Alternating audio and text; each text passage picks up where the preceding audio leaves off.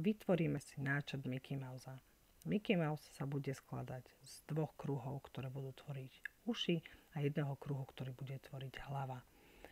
V programe FreeCAD si ideme vytvoriť nový súbor. V predchádzajúcej časti sme si ukazovali, ako sa nový súbor vytvára. Ak použijeme New File Parametric Part, tak už nám automaticky vytvorí aj telo. Takže vytvoríme si nový súbor, vytvoríme telo, vytvoríme náčrt, vyberieme si rovinu náčrtu a ideme vytvárať Mickey Mousea. Ako vidíme, tak uši sú symetrické podľa tejto osy, tak vytvoríme jedno ucho a vytvoríme symetriu toho kruhu.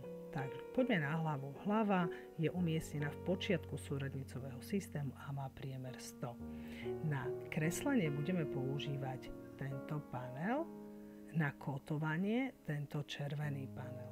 Takže vyberieme si kruh.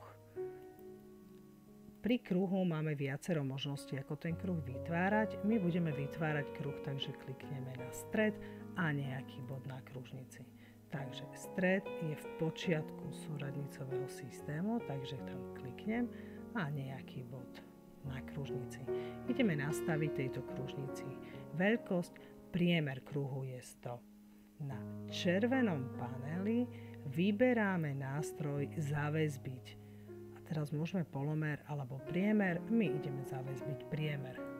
Vyberáme si nástroj, klikneme na kružnicu a napíšeme veľkosť. Kolieskom myšky vieme zväčšovať a zmenšovať zobrazenie. Ak kliknem pravým tlačidlom myši a ťahám, tak viem presúvať celé to moje plátno. Ak sa mi stane, že zle zadám hodnotu, nemusím to nanovo kótovať, stačí 2-krát kliknúť na hodnotu a prepísať na tú, ktorú potrebujeme. Ideme vytvárať ucho. Ucho je niekde tu na umiestnené, takže urobíme prvý kruh.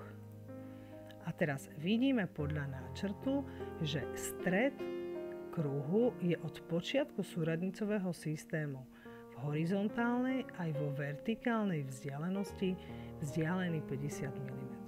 Tak ideme si nastavovať vzdialenosti.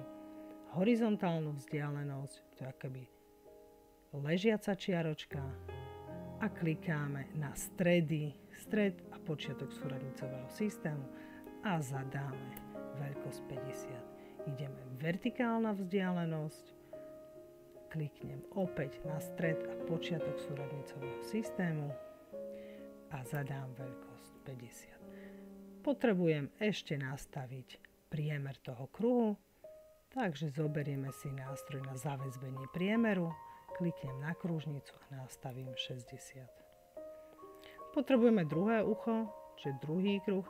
Buď to budeme robiť rovnakým spôsobom ako prvý, ale v druhej polrovine, alebo označím, kliknem na kruh a na paneli nástrojov je možnosť, že symetria alebo vytvoriť symetriu.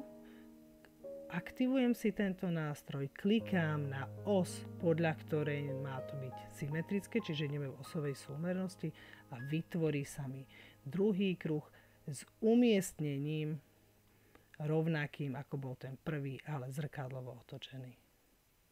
Máme vytvorený náčrt Mickey Mousea.